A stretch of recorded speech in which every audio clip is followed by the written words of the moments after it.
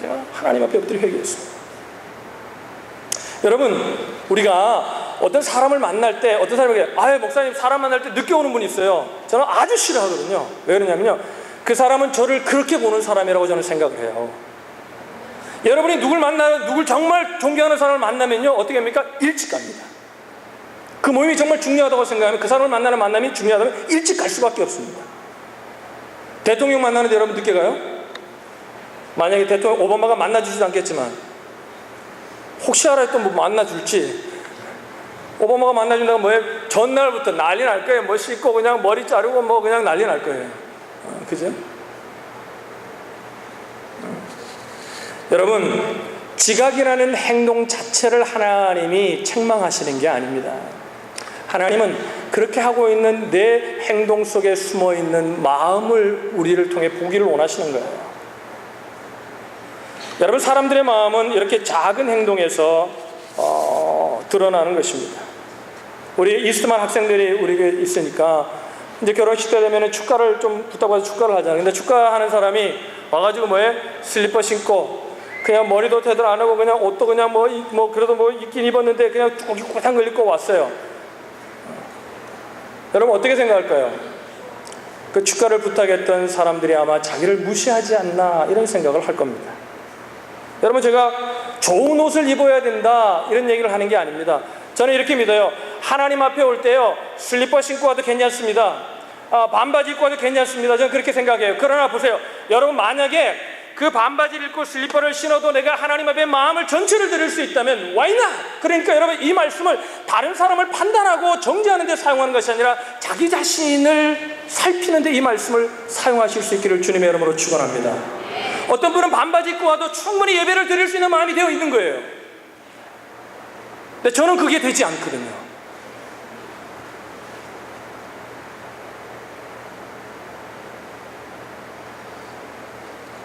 여러분, 성경에 보면 예수님이 이런 말씀 하셨어요. 마태복음 22장에 이런 말, 임금이 손을 벌어, 손은 손님을 얘기하는 거예요. 손을 벌어 들어올세 거기서 예복을 입지 않은 한 사람을 보고 가로되 친구여 어찌하여 예복을 입지 않고 여기 들어왔느냐 하니 저가 유구무니 아무 말도 하지 않거늘 임금이 사원들에게 말하되 그 수족을 그 손발을 결박하여 묶어서 바깥 어둠에 내어 던지라 거기서 슬피 울며 이를 갈미 있으리라.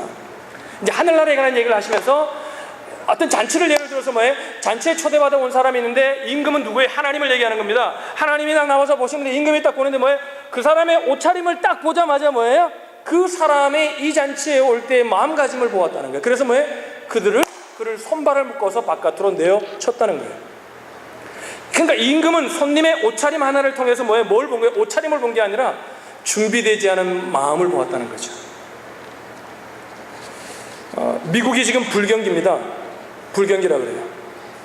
근데 제가 뉴스를 보면서 아주 귀한 인포메이션을 얻었어요. 미국이 이렇게 불경기인데 다른 사업들이 힘들어하고 어려워함에 비교해서 교육에 관계된 사업을 하는 것들은 그래도 그만큼 괜찮다 그래요. 이게 왜 그런지 알아요, 여러분?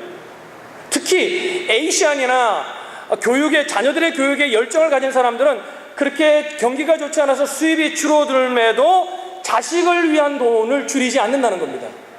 왜 그런 거예요? 그 부모에게는 그 자식이 프라이오리티예요. 그런데 여기 시험 들 사람이 없죠? 자녀들 결혼한 사람 시험 들지 마세요. 우리 아버지가 그러면 돈을 잘 안 보내는 게 이게 나를 사랑하지 않는 이런 이유는 아니에요. 근데 만약에 경기가 딱 줄자마자 가장 먼저 돈을 줄여야 될 때가 자식들에 들어가는 돈이라고 생각하는 사람 뭐예요? 자식을 생각하는 마음이 청년들이 있어서 내가 어른들만 있으면 얘기할 텐데 청년들이 있어서 그런 거예요. 이게 첫 번째는 아니에요.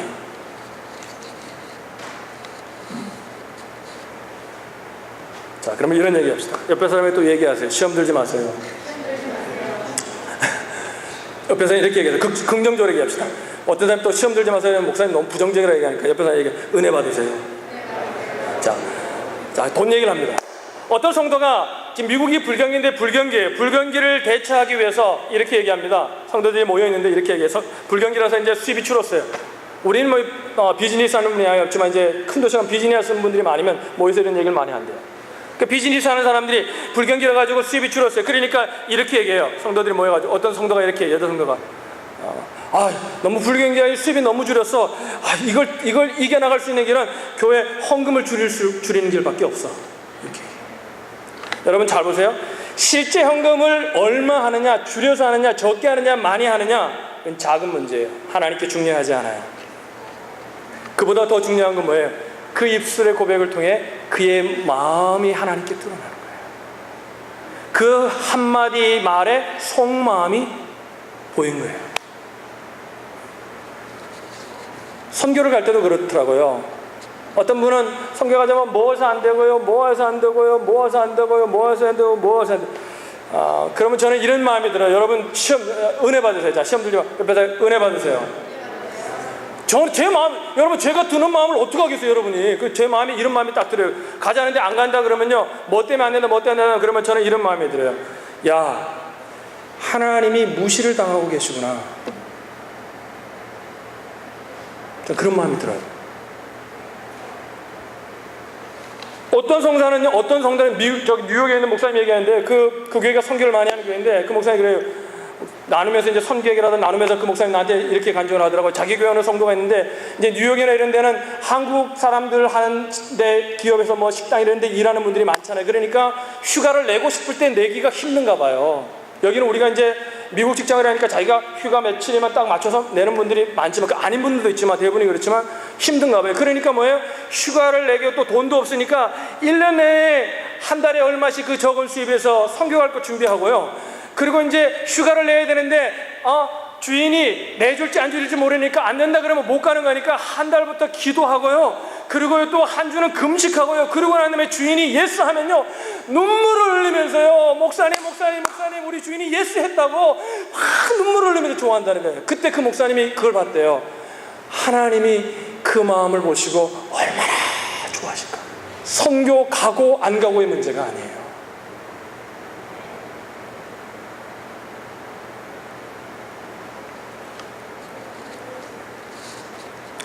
우리의 영성이요, 작은 단면을 통해서 내 속마음이 드러날 때가 참 많습니다.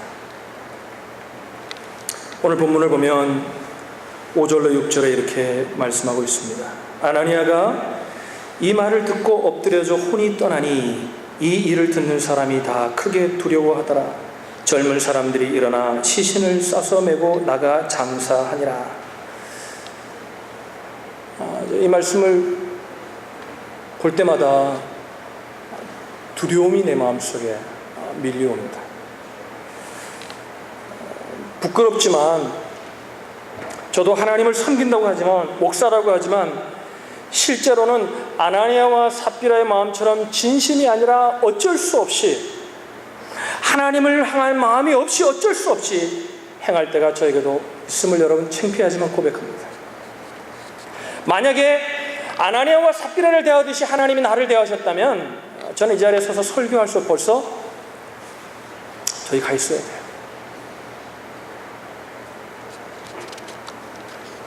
하나님께서 아나니아와 삽비라를 죽인 것은요, 초대교회의 순수함을 보존하기 위해. 이제 예루살렘 교회는 첫 교회거든요.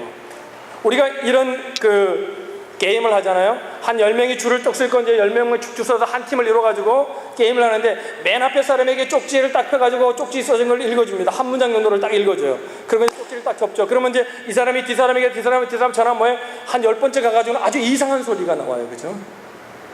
왜 그런 거예요? 그 순수함을 유지하기가 어렵거든요. 그러니까 하나님이 지금은 참아주시지만 그때는 그 촌교회니까 아나니아와 삽비라를 통해 이 교회가 순수함을 해치면 안 되니까 아나니아와 삽비라를 데려가셨던 것 같아요. 그러니까 하나님이 하신 일이죠. 그럼 이런 생각을 여러분 들지 않습니까? 하나님이 지금 죄를 참아주고 계시거든요. 우리가 이 사건을 통해서 깊이 깨달아야 되는 영성은 무엇입니까? 하나님을 두려워할 줄 알아야 합니다. 하나님을 경외할 줄 알아야 합니다.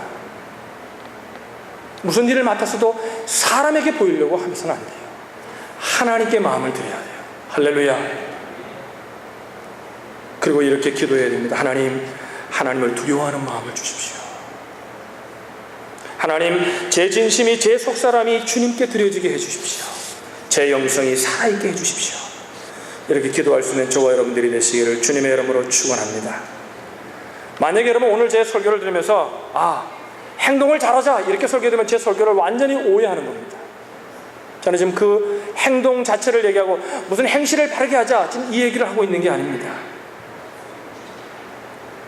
우리 마음에 근본적으로 우리 마음에 하나님을 사랑하는 열망이 충만해지자는 거예요. 할렐루야, 할렐루야.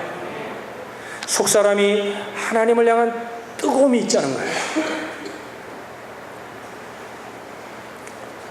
그럼 우리가 가장 첫째는 그런 영성을 유지하기 위해서는 하나님을 깊이 사랑하고 하나님과 함께하는 시간을 많이 보내고 기도의 시간이 많이 있어야 합니다.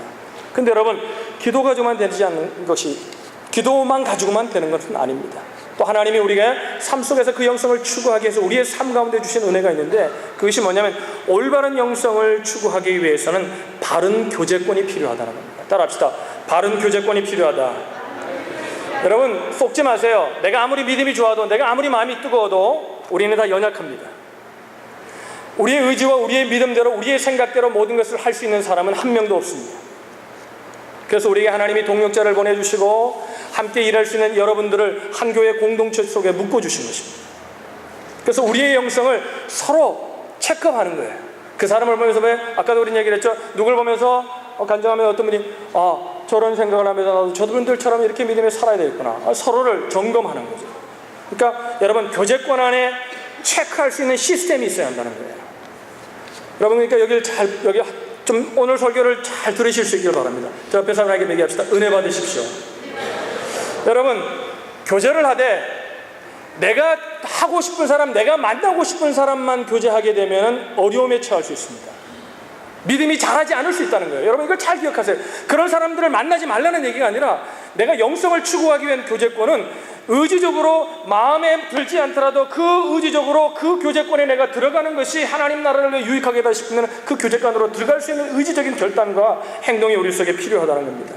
여러분, 아나니아와 삽비라에게는 이 부부이지만 함께 사는 사람이었지만, 이 똑같이 또 믿는 사람이었지만 이 체크 시스템이 바로 작동하지 않았어요. 오늘 읽은 1절로 2절에 보면 아나니아라는 사람이 그 안에 삽비라로 더불어 소유를 팔아 그 값에서 얼마를 감춤해 그 아내도 알더라. 그러니까 아나니아가 돈을 얼마 감추었을 때 그 책 시스템이 작동하는 가정이었다면, 부부였다면 뭐예요? 삽비라가 눈물을 흘리면서 아마 이렇게 얘기해줘. 남편에게 그러면 안 된다고. 우리가 조금 안 드리는 거 괜찮으면 하나님 앞에 진실하게 이것밖에 드릴 수 있는 믿음이 안 된다고 생각하고 이것만 드리자고 얘기했으면 아마 그들은 죽지 않고 하나님이 아마 기뻐하셨을 것 같아요.